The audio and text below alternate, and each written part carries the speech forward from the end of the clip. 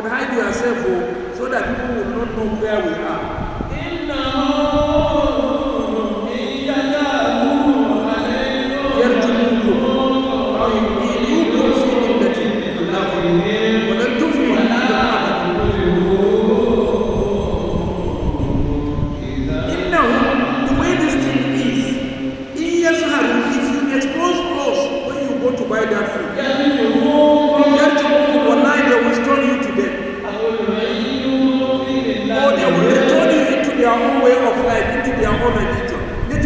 Avoid danger.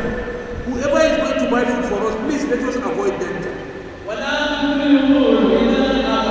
if you go back to their religion, you will never be guided forever. Subhanallah.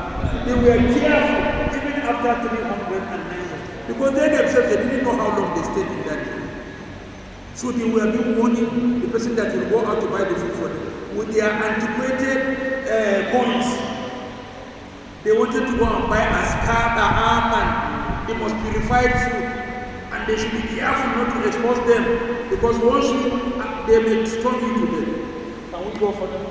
Yes, we can add 1 or 2 verses.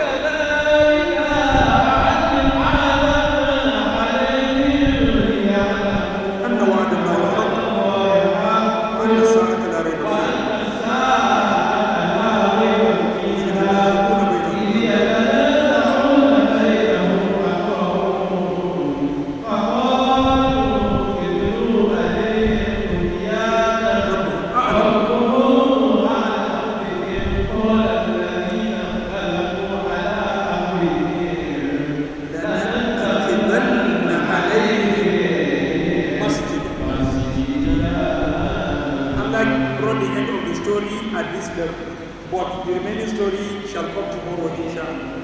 وَكَذَلِكَ أَعْثَرْنَا. This was how we glorified these young men. Waking up after 309, Allah said we have decided to glorify them.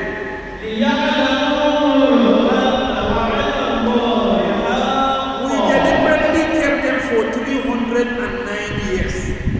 We woke them up, or we resurrected them to pass a message to humanity.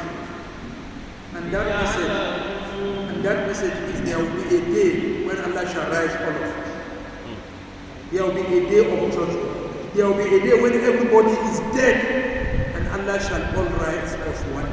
This is just the reason why Allah preserved them for 309 years.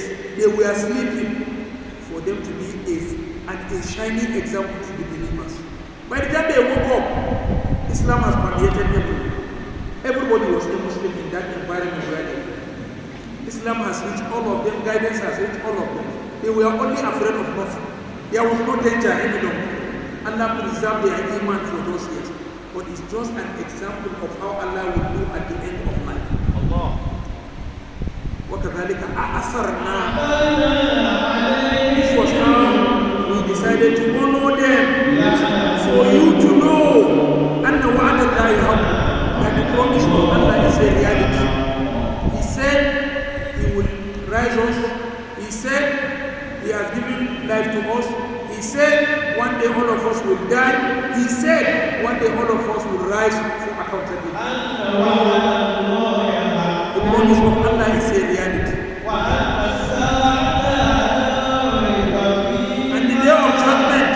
Doubt about it, it will come one day.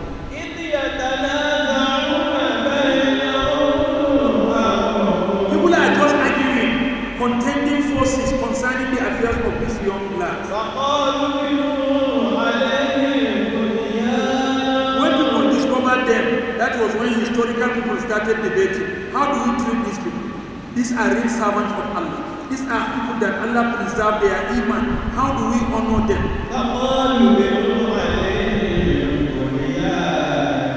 Some say let us build a house of history for them. What do you call it now? Museum. Let us build a museum about these people. Only Allah knows about them. Only Allah can say exactly what is about these people.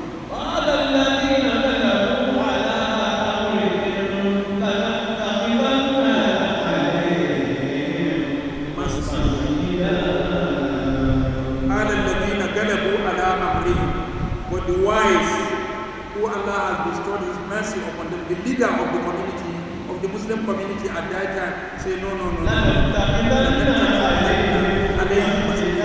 shall build a mosque in their remembrance.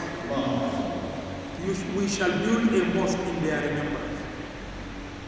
So as at that time, there was the mosque of the people of the cave.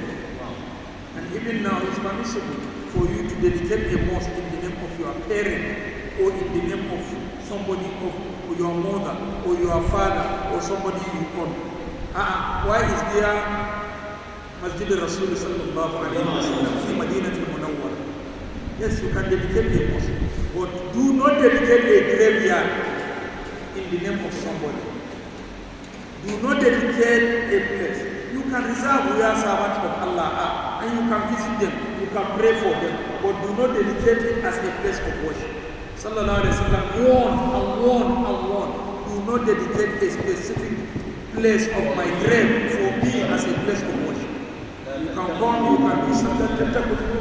Do not hold the mosque as my graveyard as a mosque. But you can visit Sallallahu Alaihi Wasallam, you can do salat on him, you can pray, you can shower your salawat on him, but la tattakizu qabli masjid. So these are lessons for us, inshallah. My sheikhs have arrived, and we are still discussing about Ashab al-Kahfi, the young lads who were courageous, who believed in Allah, and who Allah guided and showered His blessing on them.